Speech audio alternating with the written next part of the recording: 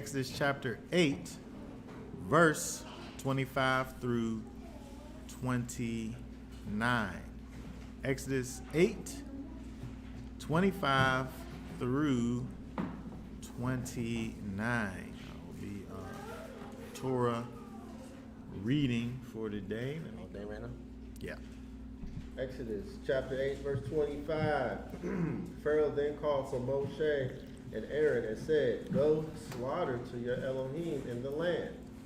And Moshe said, "It is not right to do so, for we would be slaughtered, the abomination of the Mizrahites to Yahweh our Elohim. See, if we slaughter the abomination of the Mizrahites before their eyes, would they not stone us? Let us go 3 days' journey into the wilderness. Then we shall slaughter to Yahweh Elohim as he commands us." And Pharaoh said, "I am letting you go, and you shall slaughter to Yahweh your Elohim in the wilderness. Only do not go very far away. Pray for me." And Moshe said, "See, when I leave you, I shall pray to Yahweh, and tomorrow the swarms of flies shall depart from Pharaoh, from his servants, and from his people. But do not let Pharaoh again deceive, not to let the people go to slaughter to Yahweh." Okay, all right, very good. We over here in the Torah, in this part here, we see Moses is going back and forth. He pleads with Pharaoh. He goes before Pharaoh with the words of the Almighty. And it's interesting when we look at the interactions here between Moshe and Pharaoh. When we see the way that he pleads with Pharaoh, it shows us one of the main roles that we see with Moshe, if it's in regards to Moshe speaking with Pharaoh, or Moshe speaking with the people, or with Moshe speaking with the Most High. Moshe is a mediator here. He is a go-between, whether it be with Elohim, whether it be with man, whether man is man that is against us, Pharaoh, or the people themselves. And it kind of shows us a picture of Messiah, a picture how Messiah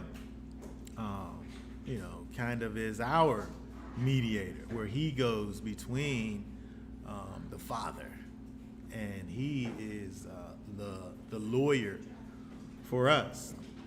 But also he teaches, Moses teaches us another aspect when we deal with our own self, where when we have to plead with the Pharaoh that is within us, our carnal mind. When we have to go back and forth with our carnal mind, and similar to how Moshe goes and declares what the Most High has said. And in these examples here, we see Pharaoh doesn't know yet that he's already been defeated. And so it's interesting when we look over here and see that Pharaoh, he allows, here, let me put this up here so I can put my finger quotes. Okay, very good. He allows for the people, yes, you can go, but don't go too far away. I want to be able to have you back if I want. Go ahead and do whatever you're going to do. Matter of fact, while you there, pray for me too. So it's like Pharaoh here is not willing to relinquish all of his power and control over the people. Which, I guess if there's a little control there, then it's just as good as there being total control.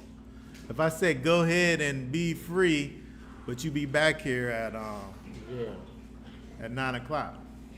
You do whatever you want to do, but you make sure you back over here. You make sure I still have access to you.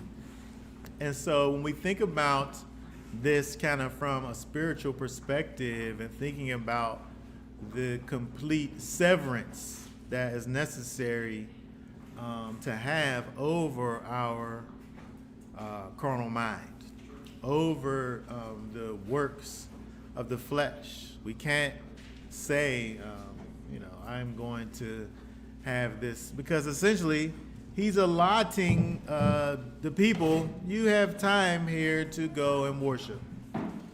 In fact, go worship, enjoy yourselves. While you're there, pray for me while you're there. But you coming back though, right? And so when you think about that from a personal perspective, maybe you've allotted some time for the Most High in your schedule. Yes, most certainly. I wake up and I give him the first parts of my day. I also have some time allotted out in the middle parts of the day, maybe at the end too. But as soon as you kind of compartmentalize the Most High and have your holy times set aside and have those be mixed with not so holy times, it ruins the whole situation. And so when we think about the picture that we see here with Pharaoh, he's like, yeah, go ahead, do what you got to do. But at the end of the day, he is not in control of you. I am.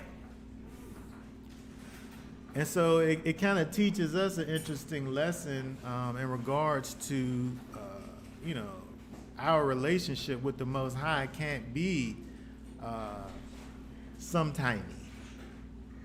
Right? It can't be a thing that's just, I'll fit him into my schedule. Right?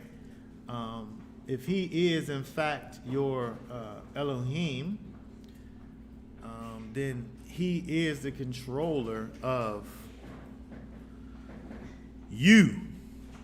And so, here, let's look at a few things here. Let's look over at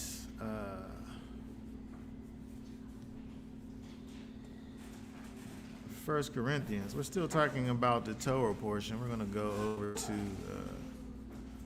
the Brit Hadashah in one moment here. But let's go over to 1 Corinthians. 1 Corinthians 9, 25 through 27. 9, 25 through 27. Here, let me put that up here on the screen here. If I could just find my cursor. Try real quick. Oh, you got it. No, I can't see it. Take your 4 fingers and swipe. Swipe to the. You use the 3 fingers. 4 fingers. Oh, I'm gonna touch your desktop. Try that. Okay, you might let it set it up. Okay. No. It's hard for me to navigate this, especially. Oh, here it is. It kind of defeats the purpose of this. Turned all the way this way where you can't see it. 1 Corinthians 9, 25 through 27.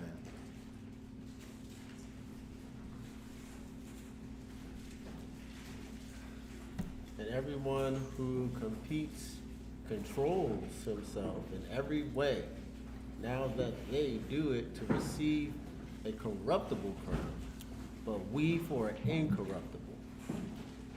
Is it 29? Yes. Okay, therefore. 27. 27.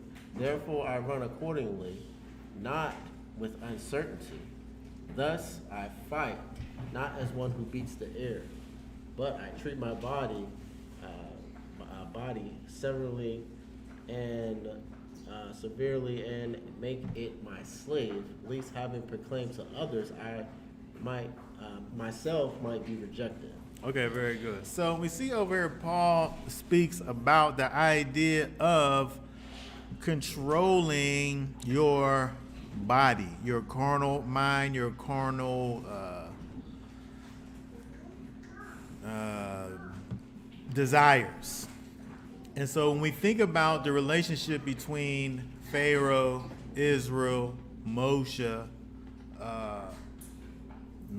the believer, Messiah, your body, we,